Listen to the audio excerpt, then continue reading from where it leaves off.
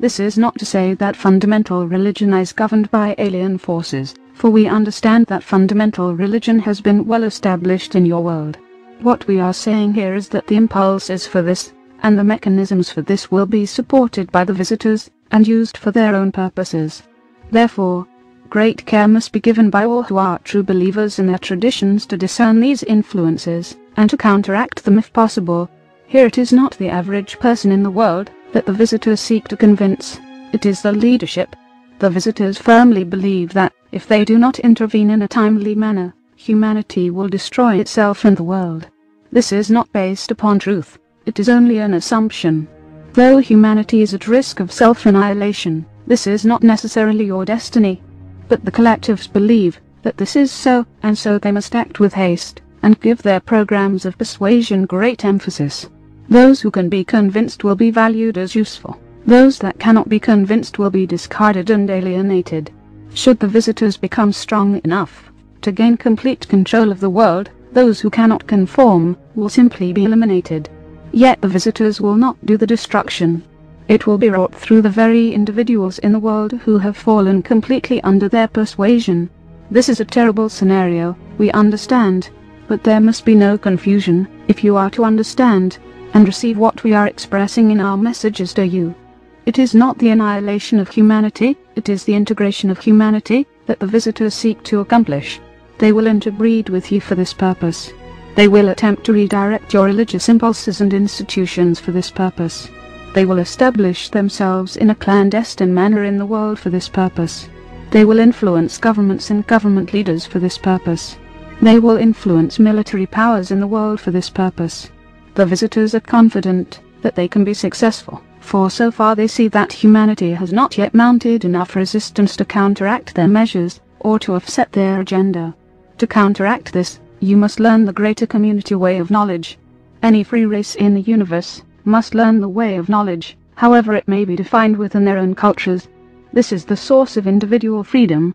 This is what enables individuals and societies to have true integrity, and to have the wisdom necessary to deal with the influences that counteract knowledge, both within their worlds, and within the greater community.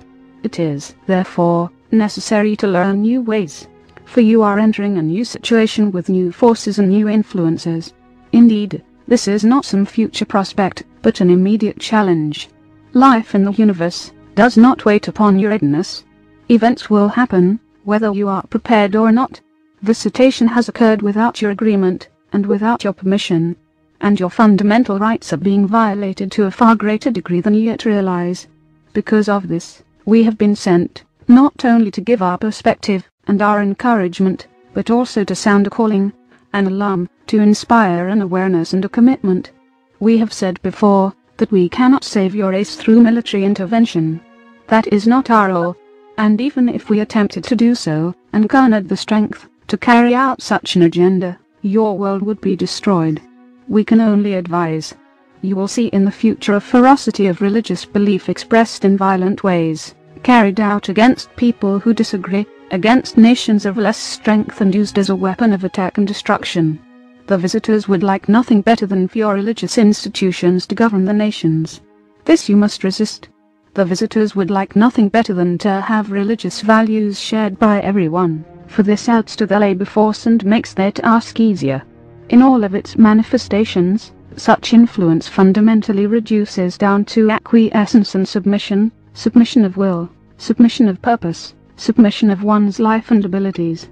Yet this will be heralded as a great achievement for humanity, a great advancement in society, an unification for the human race, a new hope for peace and equanimity, a triumph of human spirit over human instincts. Therefore, we come with our counsel, and encourage you to refrain from making unwise decisions, from giving your life over to things that you do not understand, and from acquiescing your discernment and your discretion, for the sake of any promised reward. And we must encourage you not to betray knowledge within yourself, the spiritual intelligence with which you were born, and which now holds your only and greatest promise. Perhaps in hearing this, you will view the universe as a place devoid of grace. Perhaps you will become cynical and afraid, thinking that avarice is universal. But this is not the case. What is needed now is for you to become strong, stronger than you are, stronger than you have been. Do not welcome communications with those intervening in your world until you have this strength. Do not open your minds and hearts to visitors from beyond the world, for they come here for their own purposes.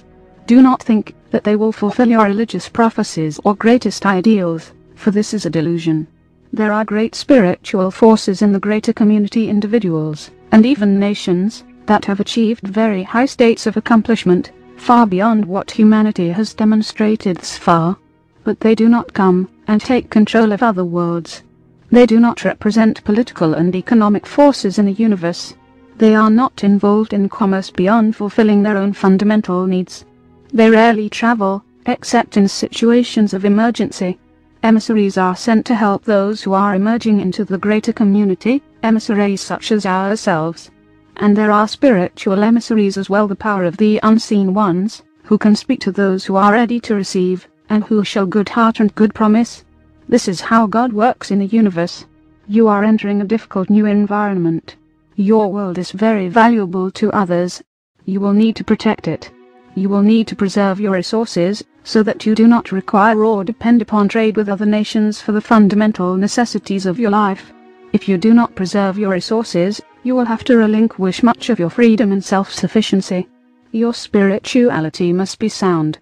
It must be based upon real experience, for values and beliefs, rituals and traditions can be used, and are being used by your visitors for their own purpose. Here you can begin to see that your visitors are very vulnerable in certain areas. Let us explore this further. Individually, they have very little will, and have difficulty dealing with complexities. They do not understand your spiritual nature, and they most certainly do not understand the impulses of knowledge. The stronger you are with knowledge, the more inexplicable you become, the harder you are to control, and the less useful you become to them, and to their program of integration. Individually, the stronger you are with knowledge, the greater challenge you become to them. The more individuals that become strong with knowledge, the more difficult it is for the visitors to isolate them. The visitors do not have physical strength. Their power is in the mental environment, and in the use of their technologies. Their numbers are small compared to yours.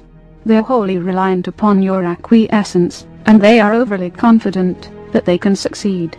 Based upon their experience so far, humanity has not offered significant resistance.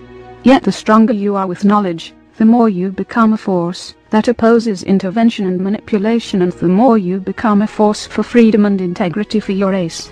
Though perhaps not many will be able to hear our message, your response is important.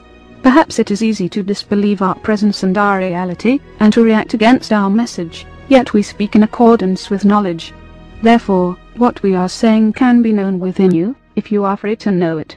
We understand that we challenge many beliefs and conventions in our presentation. Even our appearance here will seem inexplicable, and will be rejected by many. Yet our words and our message can resonate with you, because we speak with knowledge. The power of truth is the greatest power in the universe.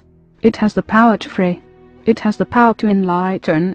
And it has the power to give strength and confidence to those who need it. We are told that human conscience is highly valued, though perhaps rarely practiced.